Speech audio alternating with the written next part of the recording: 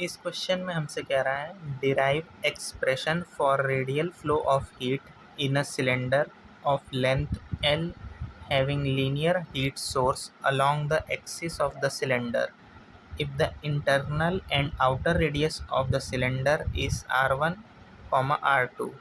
अब देखिए इस क्वेश्चन में हमसे कह रहा है कि आपके पास एक सिलेंडर है, उस सिलेंडर की जो लेंथ है वो आपको दे दी है L। अब L लेंथ के सिलेंडर के लिए जैसे कि यहाँ पे हमने एक सिलेंडर एज्यूम किया है जिसकी लेंथ है L, और आपसे कह रहा है इसके पास दो रेडियस है, एक इसका इंटरनल रेडियस है और इसका एक आउटर रेडियस है। इंटरनल रेडियस जो है वो है r1, आउटर रेडियस जो है वो है r2। और आपको इंटरनल टेम्परेचर और आउटर टेम्परेचर भी बताया गया है। जो इंटरनल टेम्परेचर है और जो आउटर टेम्परेचर है वो Q1 और Q2 है रिस्पेक्टिवली, यानी क्रमशः। जो अंदर का टेम्परेचर है वो है Q1, जो बाहर का टेम्परेचर है वो है Q2। तो हमने अपने डायग्राम में जो इंटरनल रेडियस है उसको हमने r1 ले लिया है, जो कि यहाँ से यहाँ तक की दूरी है, और जो एक्सटर्नल रेडियस है जो कि इस सेंटर से लेके बाहर तक की दूरी है ये आपकी हो जाएगी r2। और इंटरनल टेम्परेचर को यहाँ हमने Q1 से रिप्रेजेंट किया है और जो एक्सटर्नल टेम्परेचर उसको हमने Q2 से डिनोट किया है। और जो लेंथ है सिलेंडर की वो L दी है, तो L का L हमने लिखा है। और आगे हमसे कहा है जो थर्मल कंडक्टिविटी है मटेरियल की सिलेंडर के वो है K, यानी इस सिलेंडर का जो मटेरियल है जो कि यहाँ फिल हुआ है इसमें जो थर्मल कंडक्टिविटी है वो आपने K ली है, कैपिटल K। और अब आपसे कह रहा है कि आपको डिराइव करना expression for radial flow of heat. अब यहाँ पर रेडियल फ्लो ऑफ हीट दिया गया है। रेडियल फ्लो ऑफ हीट का मतलब है जब रेडियस के अलॉन्ग हीट का फ्लो होगा, यानी कि जब हीट आपके रेडियस के अलॉन्ग सेंटर से ऐसे रेडियस के अलॉन्ग बाहर जाएगी, उस केस में जो आपका हीट फ्लो का एक्सप्रेशन होगा वो आपको डिराइव करना है। अब यहाँ पर आपसे एक चीज़ और कही थी, having linear heat source along the axis of cylinder, यानी सिलेंडर की जो एक्सिस है इस पर एक लीनियर यानी एक सीधी लाइन में एक हीट सोर्स रखा हुआ है जो कि अंदर का टेम्परेचर राइज कर रहा है। देखिए यहाँ पर ये है लीनियर हीट सोर्स। इस लीनियर हीट सोर्स की वजह से यहाँ सिलेंडर के इंटरनल टेम्परेचर राइज हो रहा है, और इसी लीनियर हीट सोर्स की वजह से हीट का जो फ्लो है वो सिलेंडर के अंदर से बाहर की ओर हो रहा है। तो अब जो rate of flow of heat का एक्सप्रेशन होता है वो होता है dQ/dt is equal to minus का KA dt/dx, जहाँ पर dQ/dt जो है ये आपका rate of flow of heat होता है। क्या होता है? Rate of flow of heat.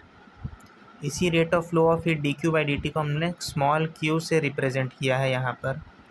ये बराबर होता है negative times of K। K जो होता है ये आपकी थर्मल कंडक्टिविटी होती है मटेरियल की।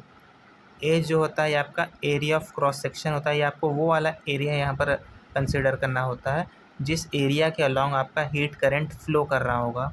तो जब आपका हीट करंट रेडियस के अलॉन्ग सेंटर से बाहर की ओर फ्लो कर रहा है तो कहीं ना कहीं ये जो किनारे वाला एरिया है जिसको हम हाईलाइट कर रहे हैं, इस एरिया के अलॉन्ग ट्रैवल कर रहा है जो कि उसका कर्व्ड सरफेस एरिया है।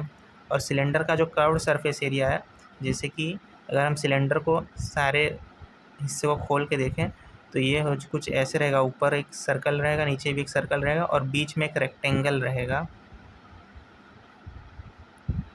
कुछ इस तरीके से। तो ये जो रेक्टेंगल है इस रेक्टेंगल की जो लेंथ है जिस यहाँ पर हमने L ली है, और इस तरफ से ये जो इसका सरकमफ्रेंस के बराबर होता है ये होता है 2πr। तो इसका जो एरिया हो जाएगा ये वाला, ये हो जाएगा 2πr इंटू L। तो हमने यहाँ एरिया की जगह 2πr इंटू L रखा है। यहाँ पर जो आपका dt है ये स्मॉल चेंज इन टेम्परेचर को रिप्रेजेंट कर रहा है, और जो dx है ये वो लेंथ आपको लेनी है जो लेंथ आपका हीट करंट ट्रैवल कर रहा होगा। आपका हीट करंट जब यहाँ अंदर से बाहर की ओर आ रहा होगा तो कहीं ना कहीं इस डिस्टेंस को ट्रैवल कर रहा है। तो अब आप लिख सकते हैं dQ/dt की जगह पर Q is equal to minus का माइनस K को K, एरिया को ए, dt/dx। जो dx है इसको आप dr लिख रहे हैं क्योंकि ये जो दूरी है ये एक छोटे से रेडियस के बराबर है। और जो q हो जाएगा ये बराबर हो जाएगा माइनस का k टाइम्स एरिया की जगह हमने लिख दिया है 2πr इंटू L और dt/dr। अब देखिए एक r यहाँ है और यहाँ पर है आपके पास dr, तो जब आप R को इंटीग्रेट करेंगे तो आपकी लिमिट्स लगेंगी R1 से R2। तो R को इंटीग्रेशन के फॉर्म में ले जाने के लिए हम सबसे पहले R और dr को एक तरफ कर लेंगे। तो जैसे कि हमने Q लिखा है, Q को यहाँ रहने दिया, dr को इस तरफ भेज दिया, तो Q इंटू डी आर, और इस R को यहाँ नीचे ले आया तो ये बन गया डिवाइड में। तो Q dr upon R is equal to minus का K into 2πL into dt। और अब हम यहाँ पे इंटीग्रेट कर देंगे, लिमिट्स लग जाएंगी R के लिए R1 से R2 is equal to minus का K 2πL integration of dt। और टेम्परेचर भी क्योंकि वेरी कर रहा है, जैसे जैसे आप अंदर से बाहर की ओर मूव करेंगे हर पॉइंट का टेम्परेचर जो है अलग अलग होगा। तो इस वजह से हम टेम्परेचर में भी डायरेक्टली Q1 माइनस Q2 नहीं लिख सकते हैं, इसलिए हम यहाँ पर भी dt को इंटीग्रेट करेंगे और यहाँ लिखिए इसमें लिमिट्स हो जाएंगी Q1 से Q2 तक। क्योंकि इनिशियल टेम्परेचर यहाँ पर Q1 है और जो बाहर के और टेम्परेचर है Q2 है, तो हमने यहाँ पर लिमिट्स लगाई हैं Q1 से Q2। अब Q को हमने Q के फॉर्म में एज इट इज़ लिख दिया है। 1/R का इंटीग्रेशन जो होता है ये होता है ln R, और इस पर लिमिट्स लगी हैं R1 से R2। तो यहाँ पर भी लिमिट्स हमने लगा दी हैं R1 से R2, ये इज इक्वल टू माइनस का K 2πL। ये पूरा कांस्टेंट था इसलिए इंटीग्रेशन से बाहर आया है, और dt का इंटीग्रेशन t हो जाता है। यहाँ पर लिमिट्स लगी थी Q1 से Q2, इसलिए यहाँ पर भी लिमिट्स लगी हैं Q1 से Q2। तो Q का Q, अब देखिए यहाँ पर जब आप लिमिट्स डालेंगे तो आप R की जगह पर एक बार R2 रखेंगे, फिर माइनस करके एक बार R1 लिखेंगे। तो ln R2 minus ln R1 is equal to minus K 2πL into Q2 minus Q1। और यहाँ पर आप देख रहे हैं फिर Q को Q लिखा है। अब log A minus log B को हम लिख सकते हैं log A अपॉन B। उसी तरह से यहाँ पर ln A minus ln B को हम लोग लिख सकते हैं ln A upon B ln R2 by R1 is equal to minus का K 2πL Q2 minus Q1।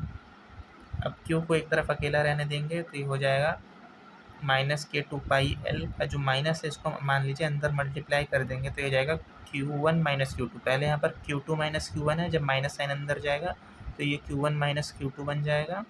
तो हमने Q1 माइनस Q2 लिखा है, और K 2πL as it is आएगा, और ln R2 बाई R1 यहाँ नीचे डिवाइड में आ जाएगा। अब यही हमारा एक्सप्रेशन है रेडियल फ्लो ऑफ हीट के लिए। इसी एक्सप्रेशन में अगर हमारा जो टेम्परेचर डिफरेंस है Q1 माइनस Q2 अगर ये यूनिटी हो जाए यानी कि 1 हो जाए तो हम लिख सकते हैं, इस पूरी जगह चीज़ की जगह पर 1 लिख देंगे। तो K इंटू 2πL अपॉन में ln R2 बाई R1, इसी को ठीक से लिख देंगे तो ये हो जाएगा 2πL K ln R2 by R1।